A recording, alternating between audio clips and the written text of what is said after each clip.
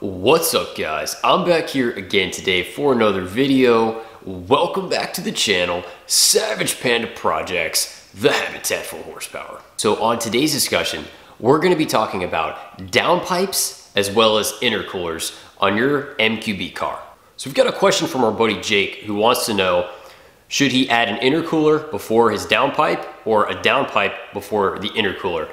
Thank you so much for your question, kind sir. Let's get into the discussion here. Also, make sure to subscribe to the channel if you want to stay tuned for all the updates on the Project A3 build, as well as all related Volkswagen Audi content. So in my personal experience, exactly a year ago, I had gone stage 1 ECU as well as TCU software on this A3. So I went ahead and decided just to go ahead and get the intercooler out of the way. It was last July and it was just ridiculously hot. Brutal temperatures, sitting in traffic, running AC. Very much mindful of heat soak, wanting to do everything I could just to prevent any type of issues with temperatures. Turbo cars inherently produce a lot of heat, so I think once you've started to make more power with your performance software, the stock intercooler is so small, I just don't believe that the configuration is really optimal for the best possible performance to keep all of those temperatures down to control the heat soak. Now, you can take a close look and you'll see the design is very much different. The OEM intercooler is really thin. It's basically just like an inexpensive tube and fin design, whereas an aftermarket intercooler like the APR is a massive bar and plate design. So you're gonna have a lot better construction. There's a lot more engineering that goes into that as far as the best possible flow, eliminating heat soak to prevent your vehicle from losing power. Now, the question is, do you go ahead and add the intercooler first, or do you go downpipe stage 2 and then later add the intercooler? Now, ultimately, this is really up to the person. I think you have to decide what you think is best for you. Now, in my particular case, I just wanted to go ahead and get the intercooler done so I could just have peace of mind, keeping temperatures down, no heat soak issues, bite the bullet, fork over the dough, and be done and move on. You guys know you gotta buy once and cry once in the car community. So after going stage 1 ECU and TCU, added the intercooler that summer in July, and then I went stage 2 in winter actually. Here's the kind of the question behind the question, right? What is the most logical order to do all of your different MQB mods in? So 100% all day, every day, the biggest bang for the buck on one of these cars is gonna be performance software and a downpipe. If you wanna make the most power, that is absolutely going to be an essential mod, or combination of mods, I should say. Now, one thing I just wanna make a point of is that to add a downpipe is a fairly straightforward install. So for a do-it-yourself guy, you could probably knock out a downpipe in a casual afternoon setting if you really wanted to. Obviously software, it's gonna be something that you would need to go to whichever respectable dealer to go ahead and purchase and load up that software. Now, as far as getting the intercooler, I wanna say that the intercooler is definitely gonna be one of the most expensive mods that you're gonna probably end up adding to one of these cars. The reason for this is because unlike a lot of other vehicles that have front mount intercoolers, the A3 and S3 actually has a sandwich mount intercooler. I'll go ahead and show you guys a couple of pictures from my install just as a point of reference. Essentially what's gonna happen is once you get the front bumper off the car and begin to disassemble some of those components, you'll find that basically like the radiator, like the AC condenser, the intercooler, they're all basically kind of sandwiched together within this cage. So what you're gonna have to do is you're gonna have to disassemble that stack of components there.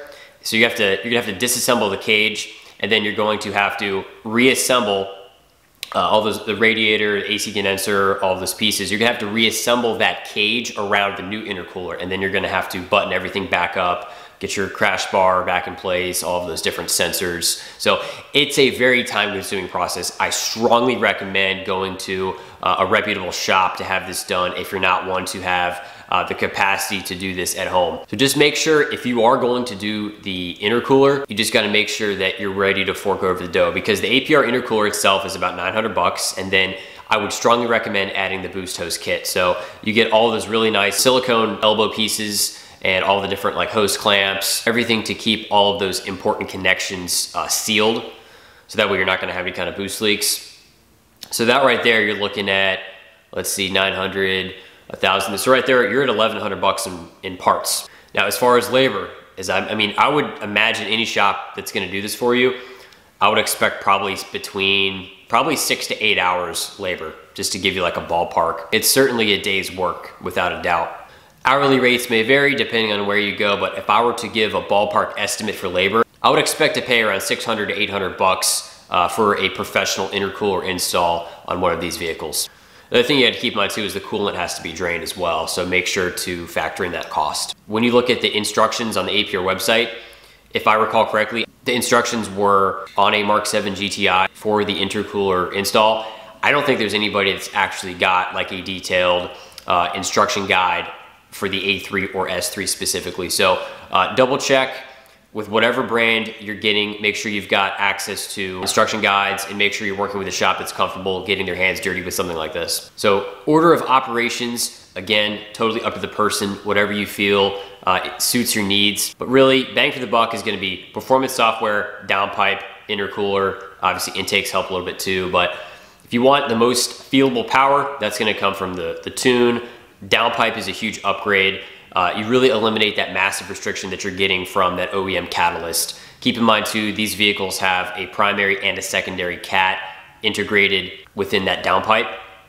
So when you take that primary cat and you eliminate it with an aftermarket downpipe, you'll notice that obviously you've got a much larger diameter pipe, but you only have one single cat and it's moved. They've actually moved the cat so much further down the downpipe.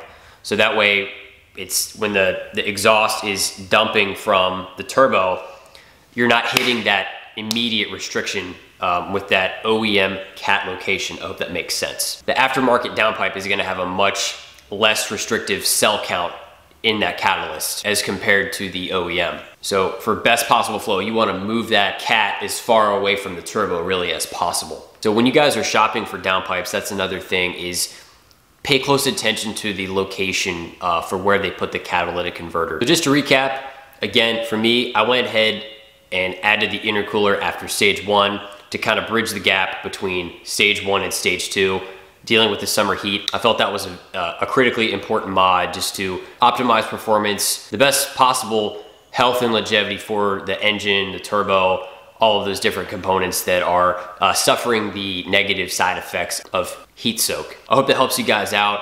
Thank you so much for the question. Software, intercooler, downpipe. If you guys wanna go stage 2 with the downpipe first and then later add the intercooler, I think that's also okay. I don't think that you're gonna run into a catastrophic situation being in a daily driving setting. For somebody that's really pushing the car, I think that you're absolutely gonna need the intercooler. Of course, for anybody that's gonna go above and beyond that, if you're gonna go IS38, absolutely 100% need to run an aftermarket intercooler. Check that out. I hope you guys find this video helpful, informative. Please feel free to leave any question or comment down below. More than happy to provide any response I can to help you on your Audi Volkswagen adventures. Really appreciate all the support. Thank you guys so much. Subscribe to the channel if you haven't already. I will see you guys in the next one. Have a nice day.